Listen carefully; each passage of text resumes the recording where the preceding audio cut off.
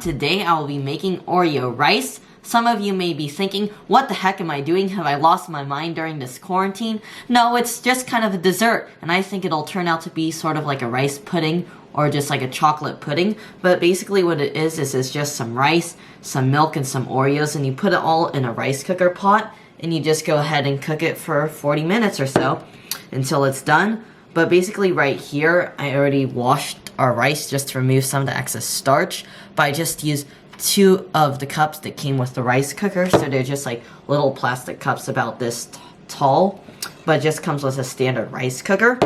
And I'm thinking it's around maybe 1 1/3 cups, like regular measuring cups of rice, but I'm gonna go ahead and start. I just decided to pour out some milk into our measuring cup, so it's easier to pour into here. I'm just gonna fill it up to our 2-cup line with milk.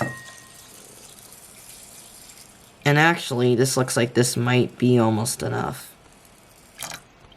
You know, not quite. It's not quite enough. So I'm gonna get a little bit more milk from our big jug here.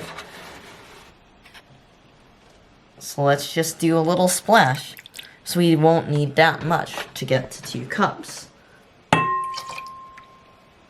And, you know, maybe we need a couple more drops just to make it even. Yep, that's for sure enough. We just literally need a couple of drops. There we go. That's pretty much 2 cups right there.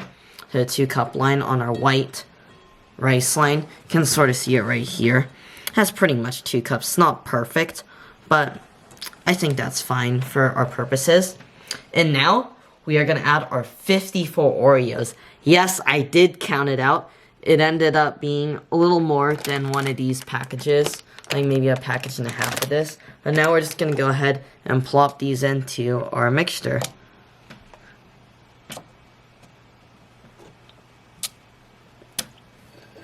And there we go. That's the last of our Oreos. That is completely 54 Oreos stuffed inside this rice pot. And now we're just going to go ahead and add an extra 50 milliliters of milk. And there we go. That is completely done. And now we're just going to pop it into the rice cooker.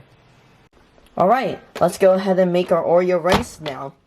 I decided that right here on our menu, we're going to use our quick cook because it says that it'll be 35 minutes long. Technically, you're supposed to cook it for 40 minutes, but I think 35 minutes should do the job, because that's pretty close enough.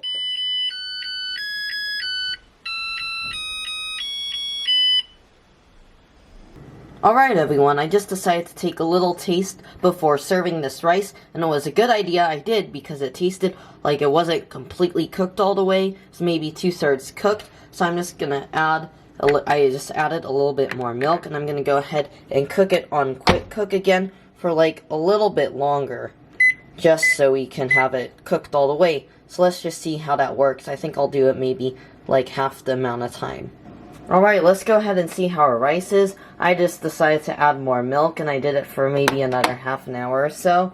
And as you can see, it is a little bit more moist, I guess, on top, as you can see, but it still looks kind of dry. The kernels of the rice, or the rice grains, look a little bit dry, so I guess it didn't cook all the way.